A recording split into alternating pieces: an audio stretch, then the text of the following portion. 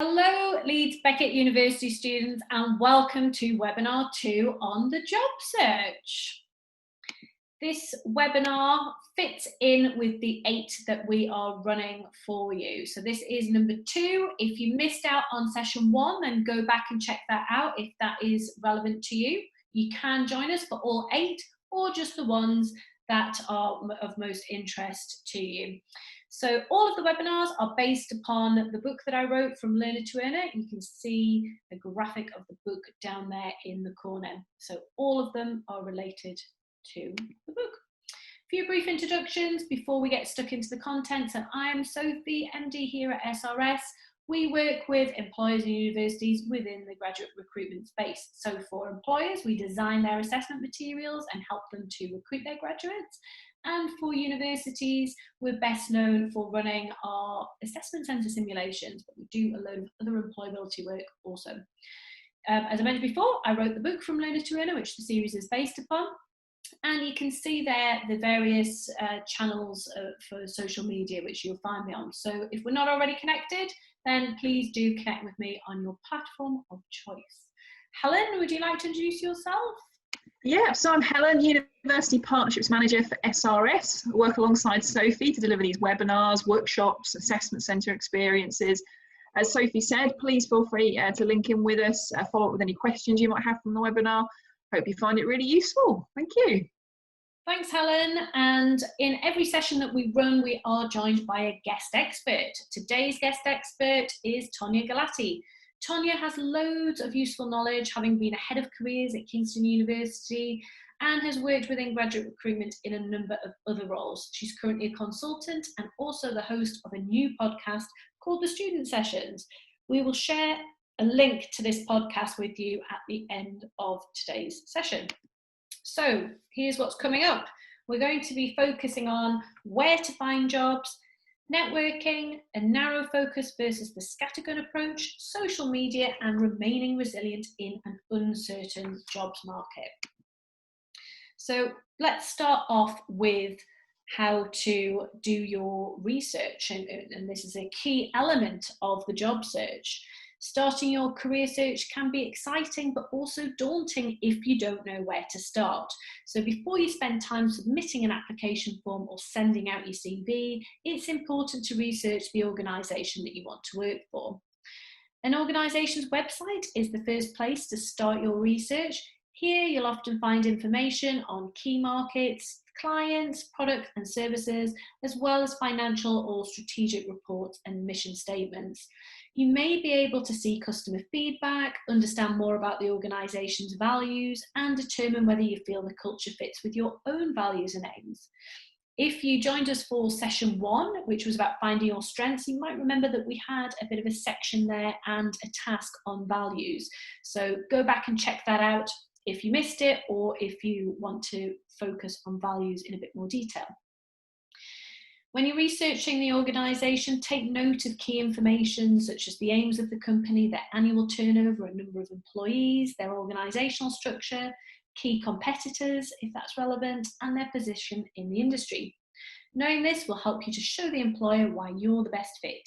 It will show them that you're knowledgeable and generally interested in who the company is and what they do. Research the job. Most organisations will send you a job description or a person specification as part of the application process, but it's useful to research a little further. So you can consider things like, how does the role fit with other roles within the organisation? Who are the key stakeholders that you'll be working with? What line management or reporting responsibilities will the role involve? What level of autonomy or supervision will you have? What are the opportunities to train and develop your skills further? And then finally, speak their language. Each organisation has its own distinct language, values and core competencies, and these things underpin the culture. When researching, note any words that stand out.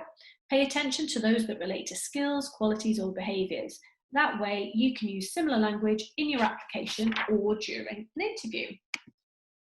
A few top tips here on the screen to help with this. So analyse the sector or industry use your careers service. Your careers service will know employers and organisations, and they will be a great place to start with your search, see what they can help you with. Check out the social media profiles of the companies that you're interested in. We will cover this in a little bit more detail shortly, but one thing to note here is don't just look at the organisation social media profiles. See if they have careers versions of their social media. These are often pretty good because they're not often well known, and it might be a very easy way to make contact with the employer and get in front of them. Meet employers at events. So these are likely to be virtual for the time being, but don't miss out on an opportunity to attend these. Visit working environments if possible. Again, a bit challenging right now, but this is a great way to get a feel for an organisation directly. And there are a number of virtual internships and opportunities to see working environments right now. Speak to friends and family, so people that have been there and done that, who can provide a useful perspective. So let's have a look at careers fairs now. Now, bear in mind that these are likely to be virtual for the moment, but the tips that we're going to share are relevant whether it's a virtual event or it's an in-person event. And careers fairs are great places to speak with recruiters and hiring managers and learn about current vacancies or potential opportunities.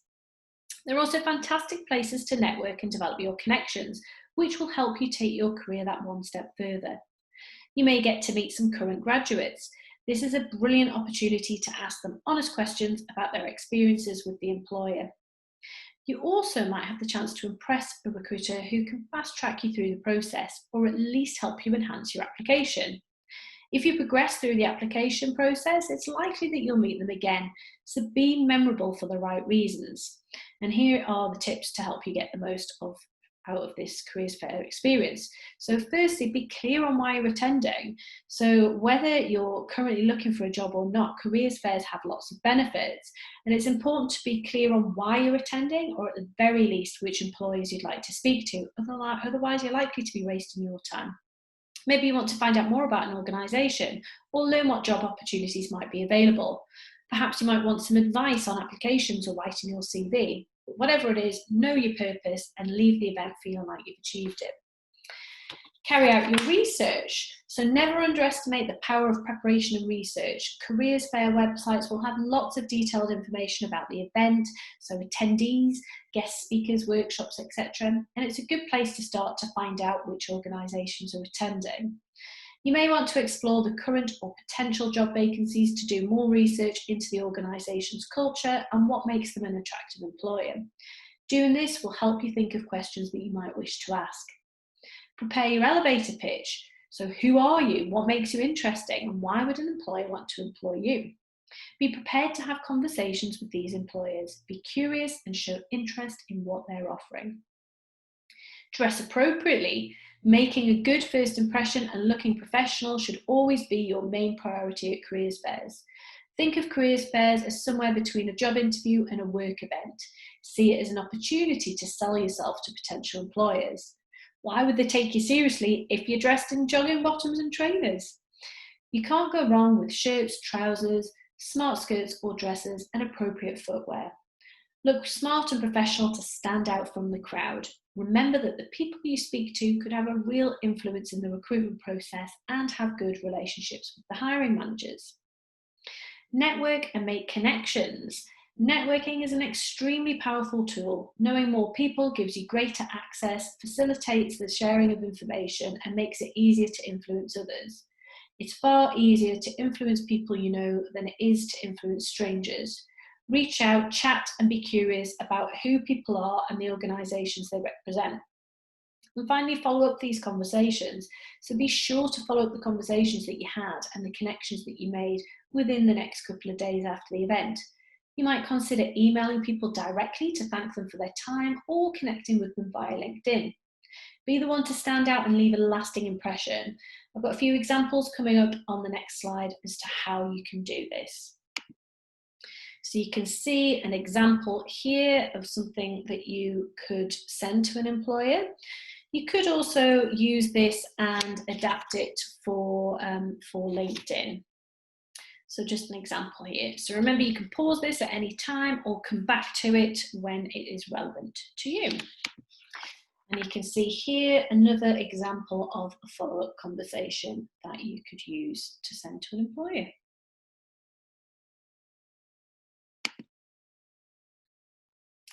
So I just want to draw your attention to this case study of Lizzie here, who I met at a careers fair in Manchester.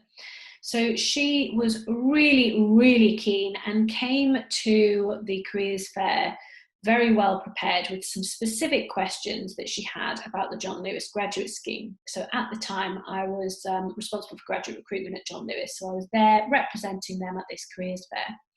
Lizzie was smart and well prepared, and she came across as so enthusiastic. It was unreal. I spent quite a long time chatting to her, and then I later spotted her in the front row of a talk that I was giving at the same event. She asked for my business card, and she used this to follow up with me professionally a few days later. I was hugely, hugely impressed with her. And she actually did apply to the scheme and was unsuccessful at quite an early stage in the recruitment process. Because she had my details, she actually used those to get in touch to explain how disappointed she was and ask for some feedback. And because I built up that relationship with her, I was very happy to spend time talking to her and giving her that feedback. And in the end, she ended up reapplying and getting a job with us later on. And she's still there now and is doing very, very well indeed. So a great example of someone that was proactive at this stage. So we've now got a short video of Tonya, who's sharing some of her experience about careers fairs. I think over the years, there's so many students that have stood out at a careers fair, both for the wrong reasons and the right reasons. I think one of the graduates that stood out particularly well was one girl who turned up. She'd clearly done her research. She knew all about the company. She knew what roles we were applying for, and she also knew what roles she was interested in. So actually, she used the time with us to talk more about the details in terms of what types of candidates we were looking for, what skills we were looking for, how she could make her application stand out. So, you know, really, really on it, which demonstrated she'd done her research. She wasn't just there for the freebies, and she made a really good impression. And she also left her CV with us. So, you know, really, really, really impressive. Thank you there to Tonya. So let's move on to networking now, which is relevant obviously at careers fairs, but also other opportunities. And networking is a hugely powerful tool, and there are many different ways to get in front of employers that you want to meet. But you can also make use of events that are being run specifically by the Careers Service, as well as careers fairs that we mentioned before. Employers often do come onto campus to run company presentations or skills sessions. Clearly there's a virtual approach right now, but I know that career services are still engaging with employers and putting on virtual events, so definitely check out what they're offering. These are excellent opportunities to learn more about the company and are likely to provide time for you to meet one-to-one with the employer. Your lecturers might also have contacts at some of the organisations which interest you, so talk to them if possible. Also, you might have friends or family that can make an introduction, so be creative in finding ways to meet with employers that interest you. In terms of best practice for contacting employers, what you will find, or you might not find, might not be aware, but employers tend to have very small graduate recruitment teams. And with so many universities in the UK, it's not possible for them to have a presence on every campus. On average, employers visit 20 universities, according to both the Institute of Student Employers and the Times Top 100 Employers research. It used to be that employers would use the league tables to select the universities that they engage with and would mostly visit those perceived as the best. And often senior leaders in a business would influence university choice, and recruitment teams would be encouraged to go to certain universities because the CEO or some of their leadership team had been students there. I'm pleased to say that thinking has moved on in recent years, and employers are encouraged to visit a wider range of universities, driven in particular by the diversity agenda and the push to improve social mobility within their hires. If your preferred employers are present on your campus, make the most of the opportunities and meet them and engage with them. Always ask sensible and good questions, and don't miss the chance to start building a relationship. Don't let the fact that they're at your campus make you complacent though. It's unlikely to give you a huge advantage in terms of being fast-tracked through the process, although this can happen on occasion, but you'll still be competing with candidates from all universities at some point during the process. I recommend exploring how you can connect with SMEs. There's been a huge growth in this sector, and as they tend to have small recruitment teams, if they have them at all, they don't always have the resources to connect with universities or promote themselves as much as the larger corporates. Have a chat with your career service to see what they advise. Perhaps the career service will be running an event specifically for SME employers, which would be well worth attending if they are. Consider your preferred location, as your university will clearly be focused on local SMEs, so you might need to look in a different city if Leeds is not your hometown. Your careers service may also be able to put you in touch with their equivalent team in your desired location. If an employer you want to meet isn't engaging with your university, try contacting them directly. Your university career service might even have a contact within that organisation. Few things to consider before you make contact with them. So first of all, know what's on your CV. Surprisingly, many candidates don't actually know what's written on their own CVs, and you should know this off by heart. You're likely to be asked questions about your skills and experiences, so it's important that what you're saying matches what is on your CV. So know it inside out. If you went on a gap year to go travelling, be clear on where you went and be prepared to share some interesting facts about what you did. If you supported the student union as a rep, know what you achieved and how you supported your fellow students. If you've done an internship, know what you learned and how this has cemented your future career plans, and remember to tailor your CV to each employer. Be ready for contact. So first things first, before sending off your CV or contacting an employer, make sure that you're ready to be contacted by them. If your email address is still igopartyingeverynight@bt.com, then I recommend that you change it to something more suitable and professional. Same applies to your voicemail. You don't want a potential employer to be greeted with an inappropriate or funny message. When you receive a call from an unknown number when you're job hunting, answer in a clear and professional manner with a hello and your name. Don't answer thinking that you're speaking to your best mate or to an annoying cold caller. And finally, just follow the rules. Whether you're making contact on spec or you're responding to a message from a potential employer, there are a few rules to follow. Be sure that you've read through the recruitment pages of the organisation's website. Often these have answers to a number of initial questions that you could have, and knowing these answers will show that you've done your research. Recruiters and employers get asked a lot of questions, so make sure that your questions are thought through, relevant and likely to engage their interest. If you're asked to complete an online application, don't just send through your CV. If they ask for a cover letter, be sure to include one. Not following simple instructions can mean instant rejection. So make sure that you carefully read any instructions and always remain professional. So where can you find these jobs? Now, job websites remain one of the most powerful tools for new job seekers. I've pulled together some of the best websites out there to help you focus your search and ensure that you have access to the very best job vacancies. You can see the various logos there on screen. They're in no particular order. When you sent the recording of this webinar, this page is well worth coming back to so that you can check each of these sites out and work out which ones have the types of jobs that interest you.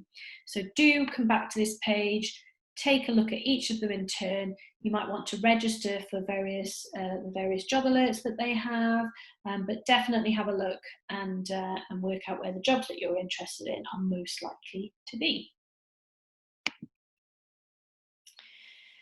So, how to job search effectively? First of all, you can schedule the time to do your research. So identify when you're at your most productive and allocate this time to job searching and submitting your applications. Research suggests that the first 2 hours after waking up are when people are most proactive. So set your alarm and get searching while you're feeling motivated.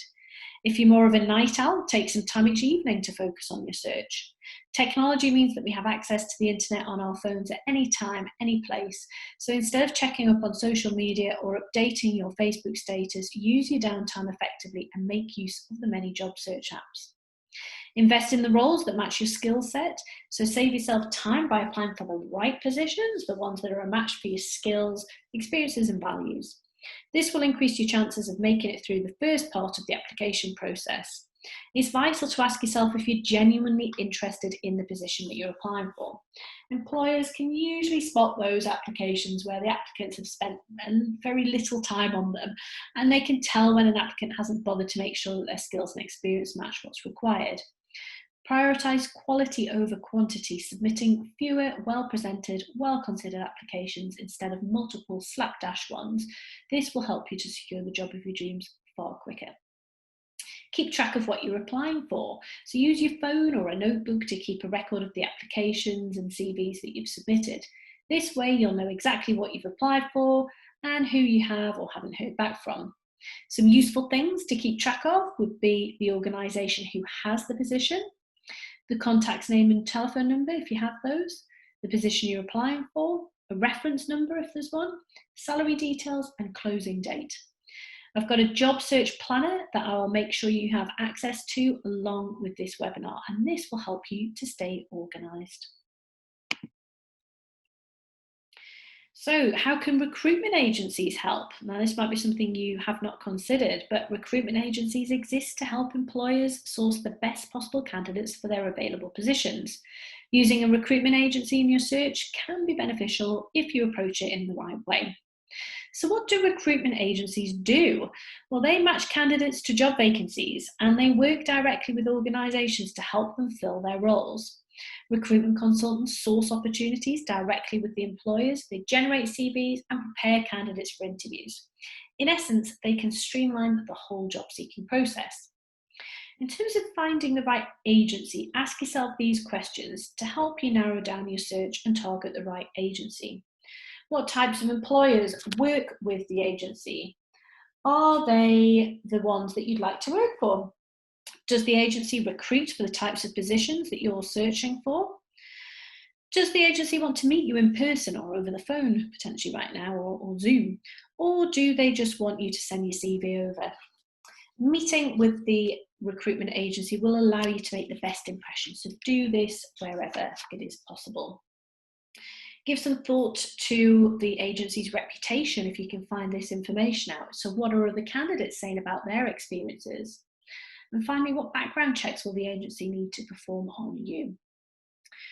Getting that relationship right, so figuring out which agency will fit your needs is often the best place to start. But once you've identified this, it's important to think about how you're going to work together. So as we said before, make sure that you do try to arrange to meet with them so you can build rapport and engage in a more personable way. Take along an up-to-date CV, making sure that it shows off your skills and capabilities and show interest in the work that the agency does. Ask how your CV compares to those of other candidates and agree on how often you'll communicate once you've left the office. You can see here some recruitment agencies that you could consider looking at. These agencies are known in the graduate space, so they do have specific graduate jobs. So again, this is a good slide to come back to and check each of these out in your own time to see which ones are relevant to your own job search. I'm going to move on now to look at the single focus versus scattergun approach. And you may have already picked up on what you think my advice will be, because I have already dropped a few clues so far during this session. I want to draw your attention to this case study of Louise, who is a candidate that I met when I was at John Lewis. So I met her at the final stage assessment centre and interview, and I used to always ask each candidate who else they'd applied to. It wasn't a question that was scored, it was just purely out of interest to see who students and graduates considered our competitors to be. Louise very confidently told me that she hadn't applied for any other role. She was so committed to getting this role and so certain that it was right for her that she felt it was better to focus all her energy onto this one application. She also, and I love this bit, very confidently and not in an arrogant way at all, told me that she knew she'd be one of the strongest candidates. She was outstanding, and she really did get one of the highest sets of scores that we had that year, if not the highest. And she got an offer, and she was brilliant in the role. She was the first, in fact, in her cohort to be promoted, so her prediction was correct. And I just thought that was a really interesting to contrast her experience and her thought process with other students that I've met who literally pick up the Times Top 100 Employers book and apply to everyone that they've heard of on the list. So my view is that you start by thinking bigger picture. So gathering information on the employers that you're interested in and keeping an open mind, and then, apply once you've narrowed down that search and you know who you want to apply for. So I think the reality is, if you apply to everyone and anyone, then you might think that you've got more chances, but actually the quality of applications you put together will not be as strong. Now, you've got Louise there at the other end of the scale that only applied for one, and I wouldn't recommend that either. I think there's a happy medium where you're applying for a number of roles, but it's not a ridiculous number. It means that you can spend the right amount of time on the application. And let's face it, you can only show passion and enthusiasm for so many jobs and organisations. So choose carefully and be selective. So let's hear what Tonya thinks.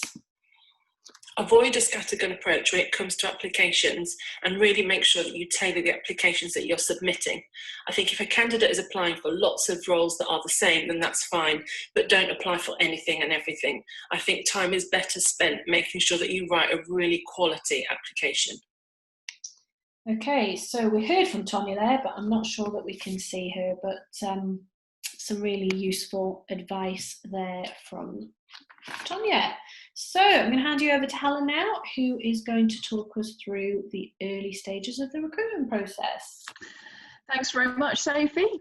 So the initial stages of the recruitment process are the hardest to pass. At this point, there's often thousands of candidates and only a manageable number can move through each stage. Now, a rise in application numbers has led to employers using technology more frequently to help sift the candidates automatically through these different stages. And it's often the case that you won't actually meet the employer until the final stage of the assessment process. So it can be a real challenge to stand out. First things first, before you invest hours or days in a recruitment process for an employer, figure out if you're eligible to apply. So employers use something called killer questions at the start of the process to cover some or all of the following. Things such as minimum degree requirement, UCAS points, work experience, right to work in the UK, and location flexibility. Now, if you don't meet these minimum criteria, the applicant tracking system will automatically reject you. And there can be a few exceptions, but you'll need to contact the employer directly before proceeding online if you've been rejected. For example, there might be extenuating circumstances as to why you have lower UCAS points, or you've got a lower degree grade, for example. So what to expect from the assessment process?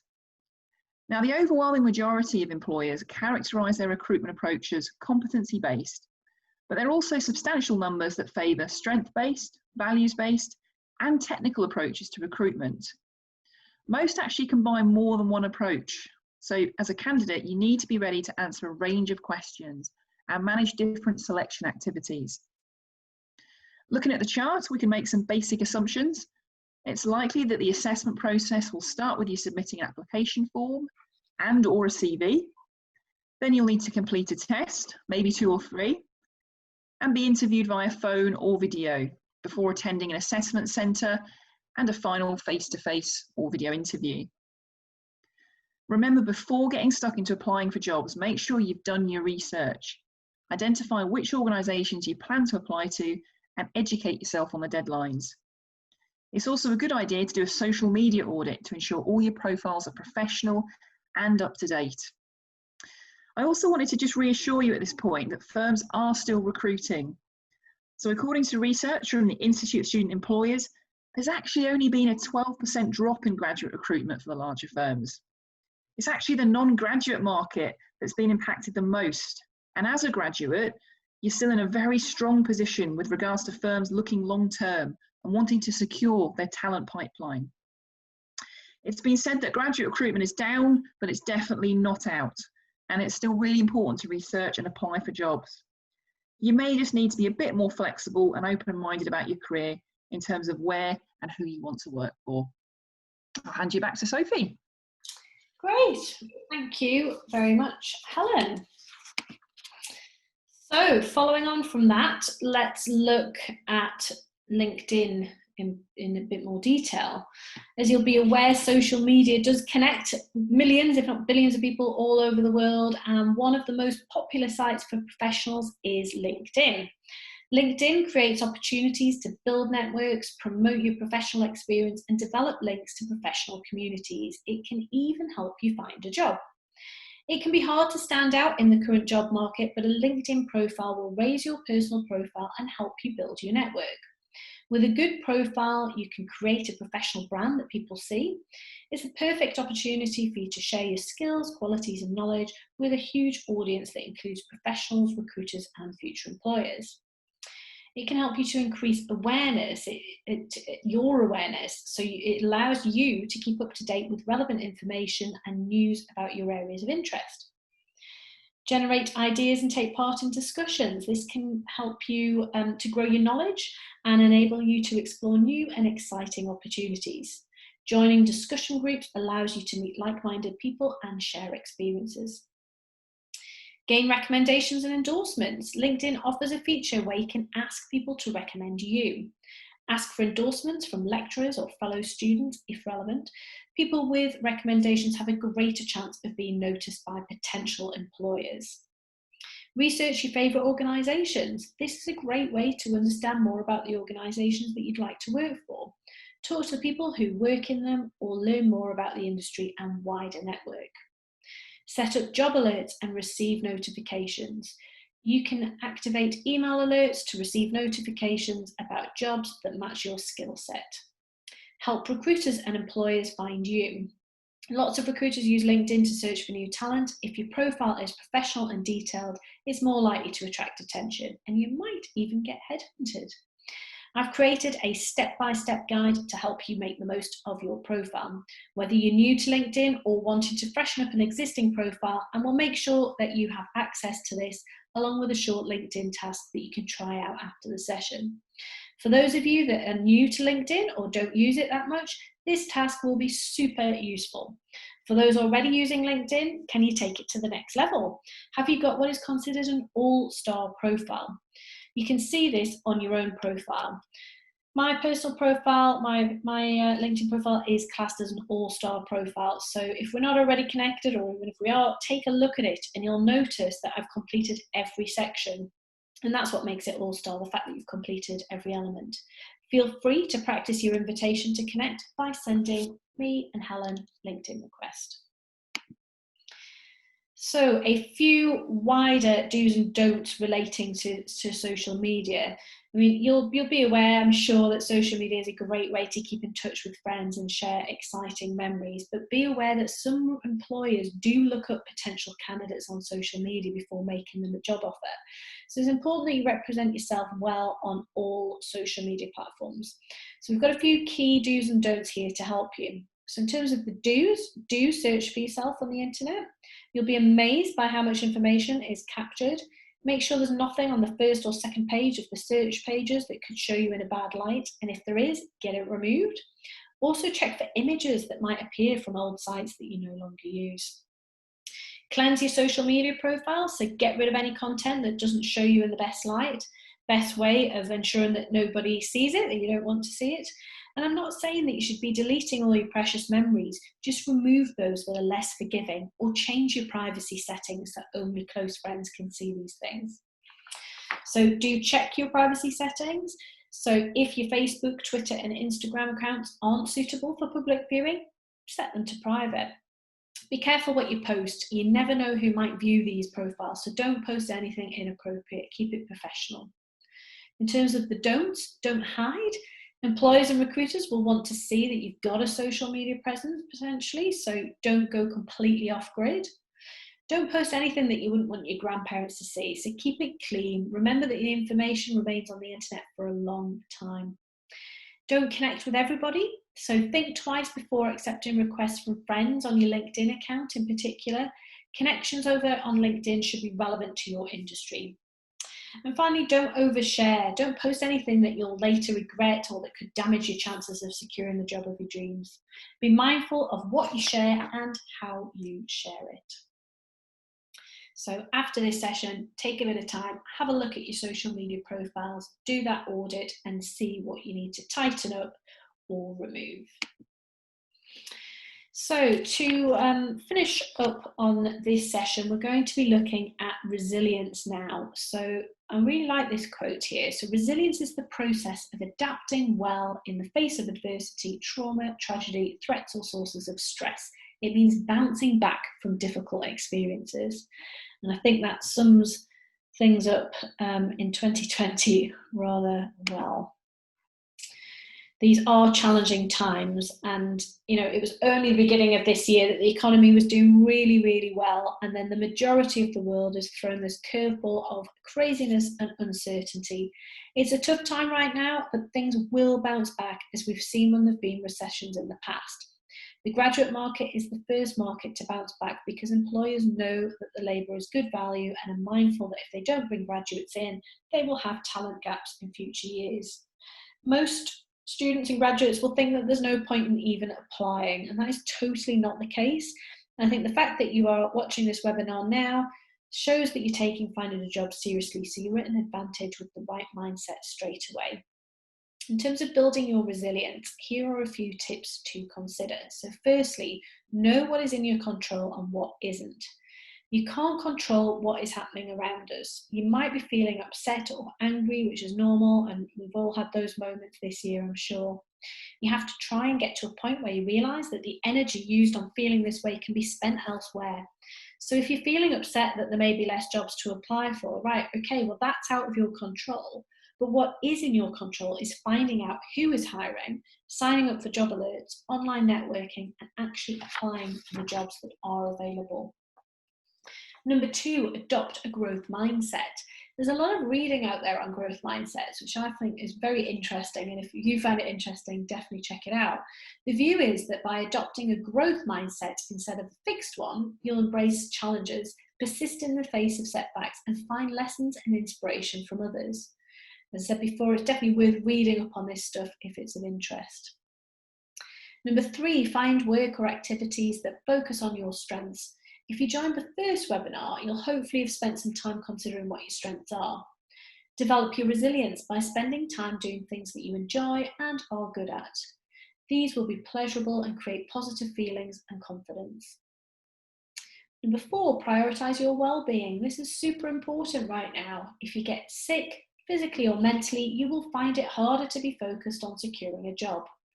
Practice mindfulness or find an activity which relaxes you to support your mental health. Speak to family and friends about any worries or concerns, or simply to stay connected. Eat well and make time to do some exercise each day so that your physical health is a priority. And take time out to reflect. Reflection is important in times of change. If you're practical, it might be that you wish to use reflection to consider what you need to do to be job ready, perhaps updating your CV or your LinkedIn profile. You might review where you're at with your job search journey and work out which parts of the recruitment process you need to improve to increase your chances of job success. Reflection for you might be more linked to your own mental health and a chance to check in with your feelings, but do whatever works for you. And then finally, remain positive. We all get a few knockbacks while looking for work. Try not to take it personally if you're rejected or you don't get a response from the recruiter. Your application simply might not match the criteria that they're looking for. It is not a reflection of you as a person. Use these knockbacks as an opportunity to ask for feedback to develop your future applications. I hope you found this session useful. In terms of what we have coming up next, we are looking at creating a killer CV and acing application forms. And you see there what we'll be covering. So we'll be looking at your CV, does it cover the right things? How to write a great cover letter, and also application forms. We always have some resources for you with each webinar, and you can see we've got quite a few for this particular session. So we've got the job search planner that I mentioned, the LinkedIn task, LinkedIn profile setup guide, your career service. We will keep mentioning them, so definitely check out what they're offering. We also have our YouTube channel there for you to take a look at some of our previous videos. And as I mentioned earlier, Tonya, our guest today, we have her Student Sessions podcast on there too for you to check out. So, as I said before, I hope you found that useful. Do connect with us. You can see the SRS social channels there, and also the Careers Services social channels. So if you're not already connected to any of us, then do get connected. And we hope to see you again on the next session. Thank you very much.